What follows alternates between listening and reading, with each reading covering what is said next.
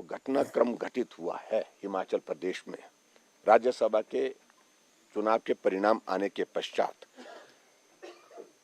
Bharatiya Janata party के हमारे जो प्रत्याशी थे हर्ष महाजन जी, वो जीते हैं और सरकार बहुत बड़े बहुमत में थी, उसके बावजूद भी जीते हैं।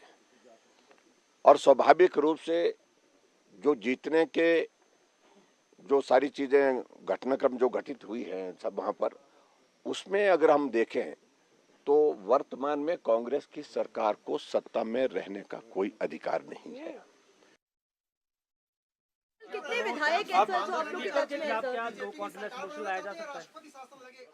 देखिए, हमें इस सारी चीज को लेकर हम तो सिर्फ एक ही बात कह रहे हैं कि जो बजट पर जो डिवीजन हम मांग रहे हैं वोट का, उसको हाउस में अलाउ किया जाए। सर कितने विधायक हैं टोटल जो आप लोग के टच में है, जो 6 जिन्होंने क्रॉस वोटिंग की, उनके अलावा भी कितने नंबर्स? देखिए, इन सारी चीजों को ना पहले बताते हम ना आप बताएंगे, लेकिन इतना मैं जरूर कहना चाहता हूं कि कांग्रेस जो है वो मैंडेट खो चुकी है। कांग्रेस मैंडेट खो चुकी है। आपने हिमाचल के पूर्व सीएम को तो सुन लिया, लेकिन बीजेपी के दावों पर कांग्रेस का जवाब भी आया। मुख्यमंत्री सुक्खू ने कहा है कि सरकार अल्पमत में नहीं है, 34 विधायक अभी कांग्रेस सरकार के साथ हैं।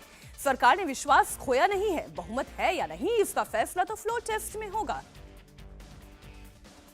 तो विश्वास तो खोया नहीं है, वो तो 34 तो हमको भी पड़े है, 34 उनको भी पड़े है। तो विश्वास की जब बात आएगी वो तो फ्लोर ऑफ द हाउस में देखा जाएगा। तो विधायक चुनकर कांग्रेस के चुनाव चिन्ह पर आया, वह 9 क्रॉस वोटिंग हुई है, जिसमें 3 तो आज़ाद उम्मीदवार है, उनके बारे में मैं कुछ नहीं कहना चाहूँगा। 6 जो उम्मीदवार चुनकर आए, जिन्होंने अपना ईमान ही बेच दिया, वो भारतीय जनता पार्टी को उनके क्षेत्रों में हरा कर आए हैं। अब विधानसभा में क्या होगा ये तो 1 घंटे के बाद तब पता चलेगा, जब बजट पर बहस और वोटिंग होगी। बजट पर भाषण से पहले सुक्खू सरकार पर बीजेपी ने बड़ा आरोप लगा दिया है। बीजेपी का आरोप है कि उनके कुछ एमएलए तो स्पीकर सस्पेंड कर सकते हैं, बाकी कांग्रेस विधायकों को भी स्पीकर सस्पेंड कर सकते हैं ताकि बहुमत का आंकड़ा कांग्रेस के पक्ष में रहे। बीजेपी का दावा यह है कि सरकार बचाने के लिए कांग्रेस नियम तोड़ सकती है। देखिए, हमें कई तरह की एप्रीहेंशंस हैं कि जिस प्रकार से व्यवहार विधानसभा अध्यक्ष का है, वो हमारे विधायकों को सस्पेंड कर सकते हैं ताकि कंफर्टेबली बजट को पारित किया जा सके। ये भी एक आशंका है जो हम जाहिर कर रहे हैं। और इसके अलावा मुझे ये भी मालूम पड़ा कि कांग्रेस के कुछ विधायकों को नोटिस दिए हैं जिन्होंने वोट दिया है। उन्होंने कहा कि आपके खिलाफ कार्रवाई क्यों ना की जाए। अपना पक्ष प्रस्तुत करने के लिए उनको 1:30 बजे बुलाया गया है।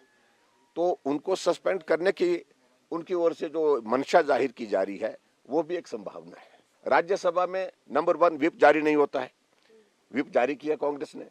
अब जब इसमें जो है वो दल बदल कानून का कोई रोल ही नहीं है, उसके बावजूद भी विधायकों को प्रताड़ित करके, तंग करके, उनको परेशान करके इस प्रकार के कार्रवाई करने की दिशा में वो आगे बढ़ रहे हैं।